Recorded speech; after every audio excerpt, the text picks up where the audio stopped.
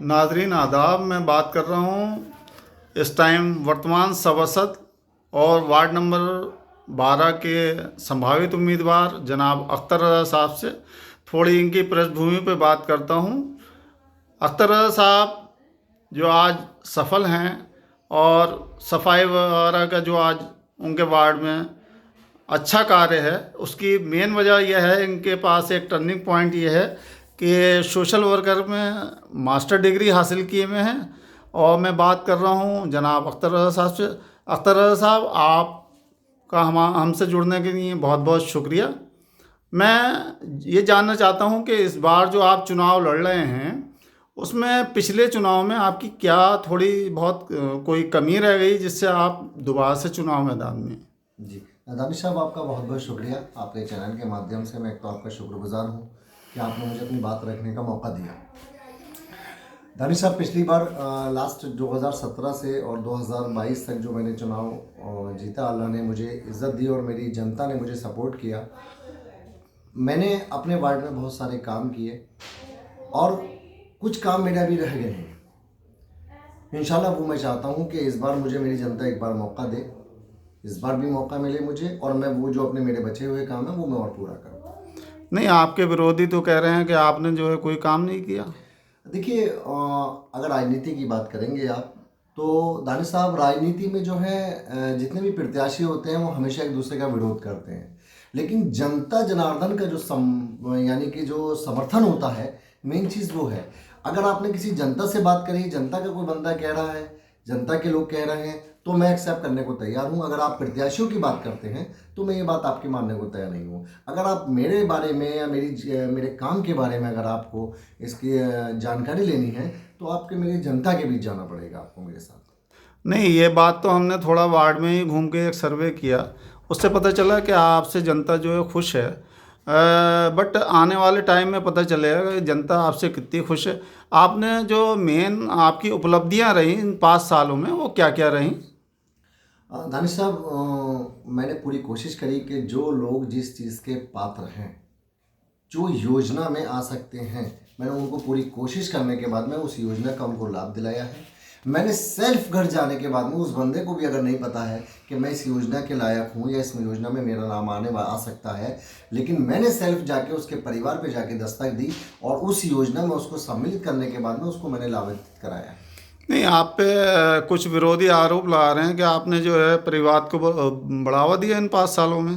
नहीं दानिश साहब, आप देखिए, मेरे वार्ड में आप जाइए, आप किसी भी मेरी जितनी भी मेरी जातियां यहाँ पर, जितने भी समुदाय के लोग यहाँ पर रहते हैं, मेरे समाज के लोग, अलग अलग समाज के लोग यहाँ पर रहते हैं, आप किसी से भी मालूम कर लीजिए मैंने अगर इस तरीके का कोई काम किया हूँ तो ये तो आपको जनता बताएगी। आप प्रत्याशियों पे ना जाएं। नहीं, सुना था आपको जो है जब वो स्टार्टिंग में आप जो है सभासद चुने गए थे, तो आपको भारत सरकार, वो उत्तर प्रदेश सरकार द्वारा एक स्वच्छता प्रमाण पत्र भी दिया गया था। जी जी, आप मेरे पीछे देख भी रहे हैं, ये क्या नाम है, स्वच्छ प्रतिस्पर्धा हुई थी सन 2018 में, और उसमें मैं समझता हूँ यूपी की सभी नगर पंचायत, नगर पालिका और नगर निगम में ये स्पर्धा आई थी, और उन्होंने सभी में इसको सारी नगर पंचायत और नगर पालिका और नगर निगम को सम्मिलित किया था। और बाकायदा स्पेशली जो है वहाँ से लखनऊ से ये टीमें चली थी, और उन्होंने पूरे नगर के अंदर, यहाँ कुंदरकी नगर में भी सभी वार्डों का भ्रमण किया और सारे नगर निगम में भी किया, नगर पालिका में भी किया। तो पूरी यूपी के अंदर मुरादाबाद की नगर पंचायत कुंदरकी में मेरे वार्ड को चुना गया।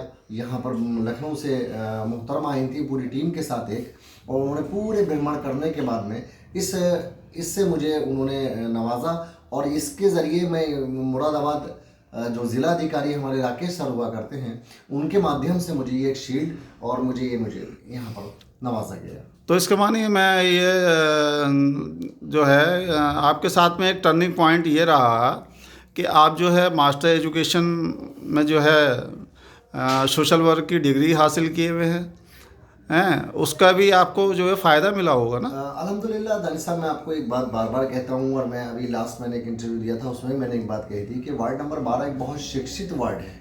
यहाँ पर लोग अपना जो नेता है और अपना जो सभासद चुनना है और अपना जो भी वोटिंग है, जो भी मत अधिकार है, जो भी क्या नाम है किसी भी तरीके का चुनाव हो, वहाँ पर वो वोट डालने का तरीका उनको आता है। उनको पता है कि हमें अपने किस बंदे को चुनना है और किस बंदे को हमें अपना जो है अधिकार वोट देना है। नहीं, आप जो है अब जो चुनाव में दोबारा से ताल ठोक रहे हैं, वो किसी दल से आएंगे या इंडिपेंडेंट?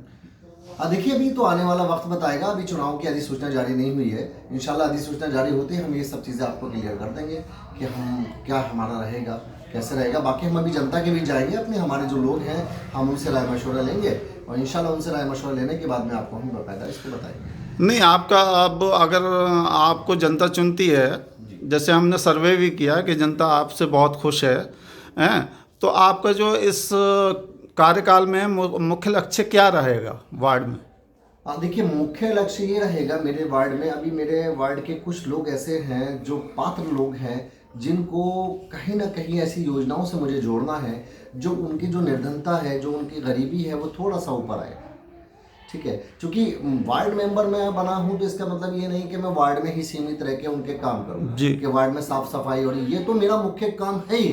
लेकिन मुख्य काम मेरा ये है कि अगर मैं एक अदर डिपार्टमेंट से कुछ योजनाएं लाने के बाद में अपने वार्ड के लोगों को उनको लाभ दिलाता हूं, तो सबसे मैं समझता हूं मेरा जो है सबसे मेन काम और मुख्य काम मेरा यही रहेगा। नहीं, वैसे भी अब राजनीति इस तरफ है कि सभासद कोई जो है कम से कम इतनी सलाहियत होनी चाहिए कि डीएम से वो अपना वार्ड का हक मांग सके, अपने वार्ड की जो योजनाएं हैं वो मांग सके।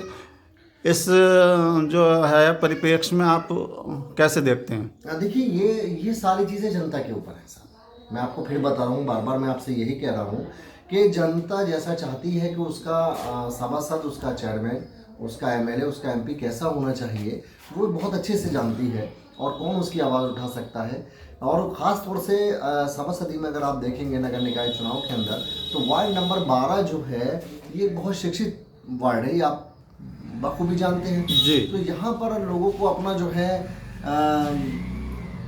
अपना बहुत क्लियर है एकदम कि हमें किसको सभासद चुनना है, कौन हमारी आवाज़ बुलंद कर सकता है। और यहाँ के लोग, आपको एक बात बता दूँ, बहुत से सबसे मेन पॉइंट यहाँ पर यह है कि यहाँ पर बहुत से लोग ये नहीं चाहते कि मेरा ही फ़ायदा हो जी। वो ये चाहते हैं कि वार्ड के जो निर्धन लोग हैं, जो जिनको योजनाएं मिलनी चाहिए, उनको भी योजनाएं मिलना चाहिए। यानी कि कंट्रीब्यूशन, यानी कि एक दूसरे की, यानी कि यहाँ पर मददगार लोग बहुत हैं यहाँ वार्ड में। आप किसी भी समाज में जाके देख लीजिए, यहाँ के बहुत ही मतलब एक तरीके से लोगों का बहुत जुड़ाव है, बहुत प्रेम है यहाँ पर इस वार्ड के अंदर। जो लोग चाहते हैं कि क्या नाम है कि हम एक दूसरे से जुड़े रहें और एक दूसरे के यानी कि मदद करें।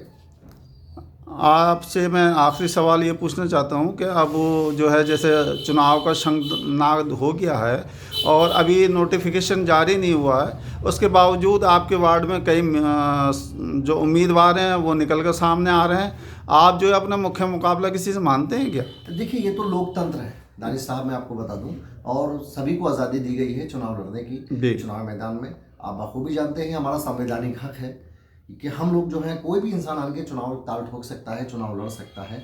लेकिन अगर आप देखें कि मेरे मुकाबले की अगर आप बात कर रहे हैं, तो इंशाल्लाह पिछला चुनाव मेरा पहला चुनाव था। मुझे लोगों ने नवाजा, अल्लाह ने मुझे इज्जत दी, मैं इस मकाम तक पहुंचा। बाकी देखिए, कोई तो सेकंड नंबर पे आएगा जी, कोई तो सेकंड नंबर पे आएगा, कोई फर्स्ट नंबर पे आएगा जी। मुकाबला किसी मुख्य रूप से अगर बताया जाए तो ये एक बहुत जल्दबाजी होगी, क्योंकि अभी अधिसूचना नहीं आई है। अभी हम अपने लोगों के बीच अभी नहीं गए हैं। अभी तक हमारे जो मुख्य मुकाबले में जो लोग आए हैं वही अभी जो है जनता के बीच जा रहे हैं और अपनी अपनी बात बता रहे हैं।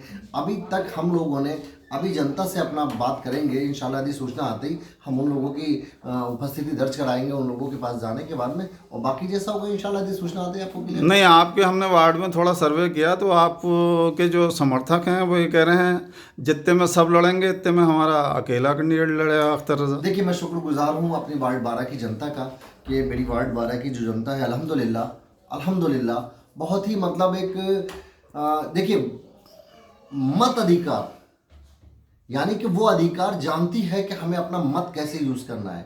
वार्ड 12 की जनता पर ना तो किसी का कोई प्रेशर होता है, वार्ड 12 की जनता पर ना तो कोई वोट डालने के लिए कोई दबाव बना सकता है।